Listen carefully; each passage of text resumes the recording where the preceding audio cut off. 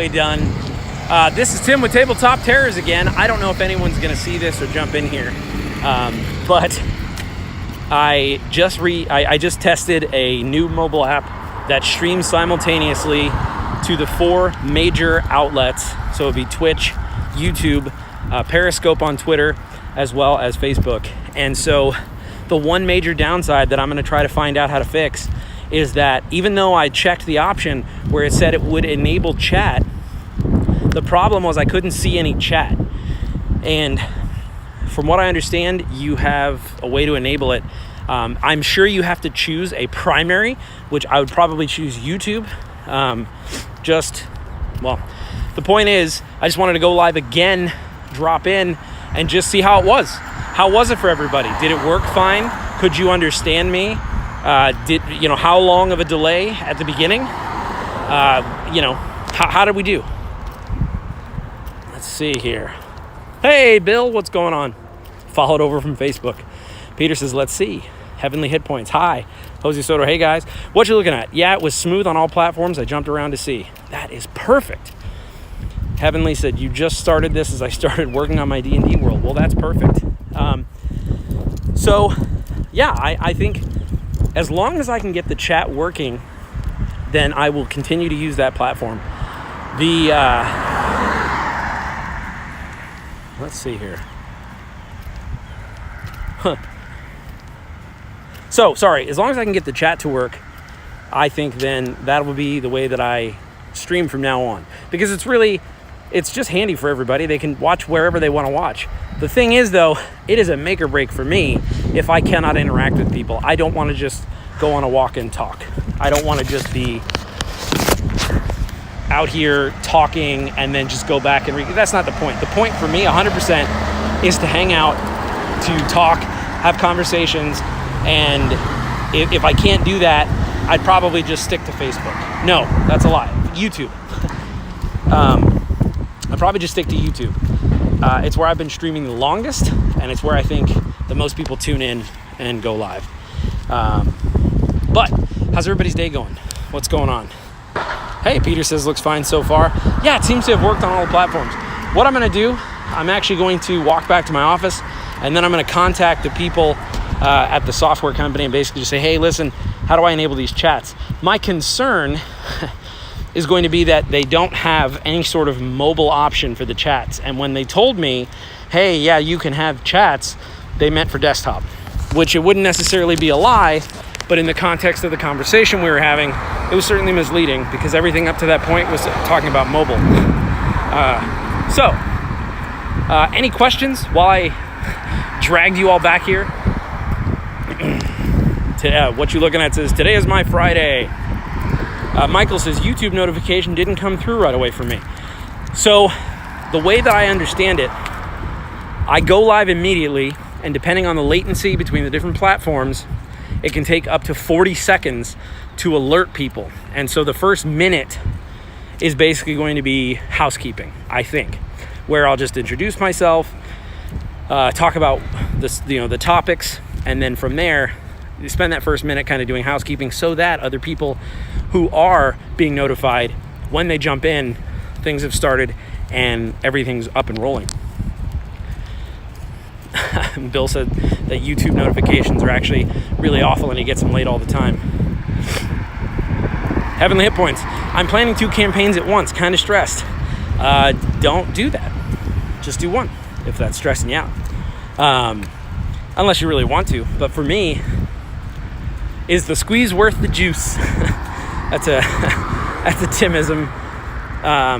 Basically, if it's stressing you out, I wouldn't recommend it. Now, there's different levels of stress. There's, actual like, oh my God, this is stressing me out. And then there's also like, hey, I want to do a great job for my players. And so, I don't know. If it's really stressing you out, I would just go, hey, I'm not going to do this. And if you're just now planning them, canceling it early is the best way to go. Just tell everybody, hey, I'm kind of stressed out running 2 of these at once. I think I'm only going to do 1.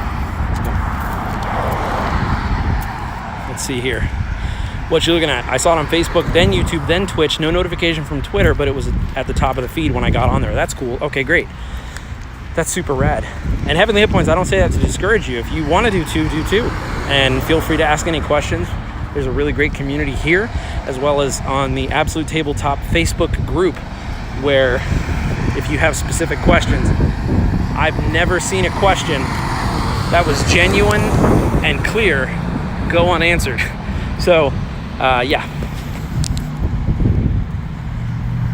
So what you're looking at says Restream.io chat application. So I don't want to click that link now. Basically, it's a link to hopefully the solution to the problem. Can you give me the Cliffs Notes since I'm walking? I'm almost back to my office here. Got my AtCon shirt on. And this is actually kind of an interesting thing. This is a large, and last year the extra large didn't fit me, and this year I accidentally grabbed the large. I meant to grab the extra large so it would be like swimming on me while I was exercising. I accidentally grabbed the large, and it fits me great, so I'm super excited about that. Bill Davis says, Tim, totally unrelated, but I'm in love with the art from Dead Man's Guide, shaping up to be an awesome product. Me too, man. I am the art director at Absolute Tabletop, and I run all the design ideas by everyone in the company. So James, Matt, and Barker, we're all very involved in what things look like. I also am a perfectionist, and I push, and luckily we have amazing artists like Alexander Kostic, Jake Perez, John Pintar, Runehammer, Andre Torres, David Kegg. These are artists who let me push. They let me push, and they come up with incredible designs, and then I just poke holes in them. And I go, well, what about this? Can't we do this? Can't we push more of this? Can we try this? And without their willingness to work with me and the rest of the guys, you wouldn't see these designs being half as cool. So really a lot of the credit goes to the artists for being willing to grind away at it and working together with us to find stuff that we think is unique and interesting. We're really trying to make a wholly unique and different world. And I feel like visual aesthetic is a big part of that. So yeah, we're working really hard to make sure that the cultures and the monsters, everything looks unique, but it also has to follow an overall style that matches the world. And the only way to, really kind of describe it is you have to be able to say, oh yeah, that's Dragon Grin. And thank you. It means a lot because we've been working really hard at it. Michael says, I usually go more serious and logical, but Adventure Zone feels more comedic.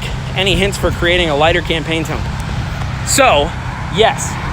I think to create a lighter campaign tone, the key is how you deliver things and what you focus on.